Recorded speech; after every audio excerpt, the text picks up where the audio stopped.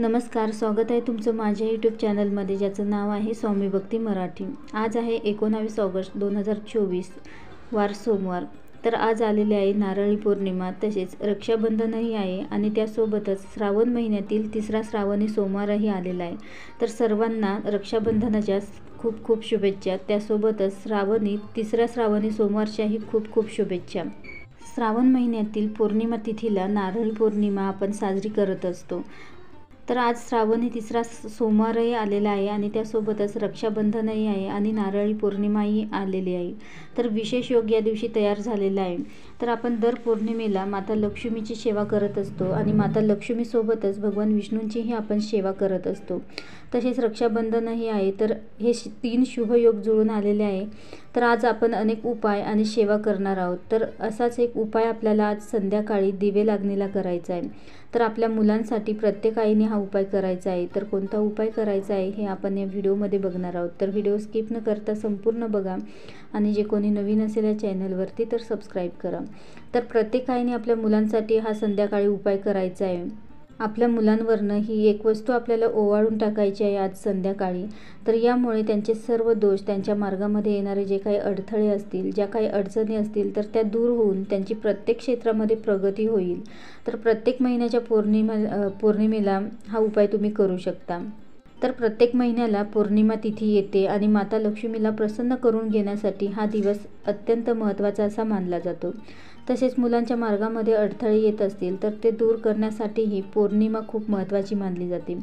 मुलं खूप अभ्यास करतात, मेहनत करतात, खूप कष्ट करतात, तरीही त्यांना पाहिजे तसं यश मिळत नाही, त्यांची प्रगती होत नाही, अभ्यासामध्ये त्यांचं मन लागत नाही, अचानक अभ्यास करणं बंद करतात आणि त्यामुळे त्यांची प्रगती थांबते। त्यांच्यामध्ये हट्टीपणा आहे, खूप चिडचिडपणा करतात, कोणाचंही ते घरातील ऐकत नाही आणि त्यासोबतच तब्येतीत बिघाड होतो। तर अशा वेळी त्यांच्या भोवती असणारी जी काही नकारात्मकता असते, त्यांना झालेले जे काही दोष असतात तर ते कारणीभूत असतात, नजर लागणे। तर हे सर्व घालवण्यासाठी आपल्याला हा एक उपाय करायचा आहे। तर अगदी लहानांपासून ते मोठ्यांपर्यंत तुम्ही हा उपाय करू शकता। तर नोकरी करणाऱ्या मुलांपर्यंतही तुम्ही हा उपाय करू शकता। तर त्यांच्या मार्गामध्ये येणाऱ्या ज्या काही अडचणी, जे काही दोष असतील तर सर्व नष्ट करण्यासाठी पौर्णिमा आणि अमावस्या तिथीला असे साधे आणि सोपे उपाय हे अवश्य करावे। तर त्यामुळे त्यांच्या प्रगतीमध्ये येणारे जे काही अडथळे, ज्या काही अडचणी असतील तर त्या दूर होतात। तर हा उपाय तुम्ही प्रत्येक पौर्णिमेला करू शकता। तर बघा, हा उपाय आपल्याला आज संध्याकाळी दिवे लागणीला करायचा आहे। तर त्याआधी आपल्याला संध्याकाळी 6च्या आत आपल्याला घरातील झाडझूड करून घ्यायची आहे, स्वच्छता करून घ्यायची आहे आणि त्यानंतर हातपाय धुवून आपल्याला देवघरासमोर बसायचं आहे आणि आपल्याला एक दिवा प्रज्वलित करायचा आहे, धूप दीप लावायचा आहे।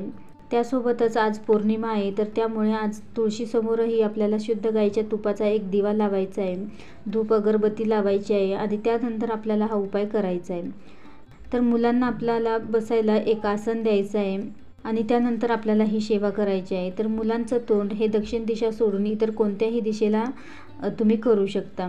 तर या उपायासाठी आपल्याला लागणार आहेत 7 लवंगा, ज्या अख्ख्या असतील, चांगल्या फूल असलेल्या आपल्याला अखंड 7 लवंगा घ्यायची आहे आणि त्यासोबतच आपल्याला थोडीशी पिवळी मोहरीही घ्यायची आहे।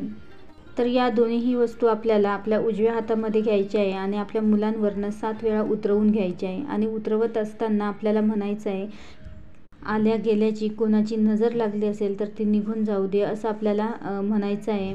त्यानंतर आपल्याला एक मातीची पंती घ्यायची आहे आणि त्यामध्ये 2-3 कापराच्या वड्या टाकायच्या आहे आणि त्यावरती आपल्याला या वस्तू टाकायच्या आहे आणि तो कापूर आपल्याला प्रज्वलित करायचा आहे आणि या वस्तू सर्व आपल्याला जाळून टाकायच्या आहे। तर यामुळे सर्व दोष, संकट, जी काही नकारात्मकता असेल, जी काही बाधा असेल तर सर्व जळून नष्ट होईल आणि त्यांची प्रगतीही होण्यास मदत होईल, आपल्या मुलांची प्रगती होण्यास मदत होईल।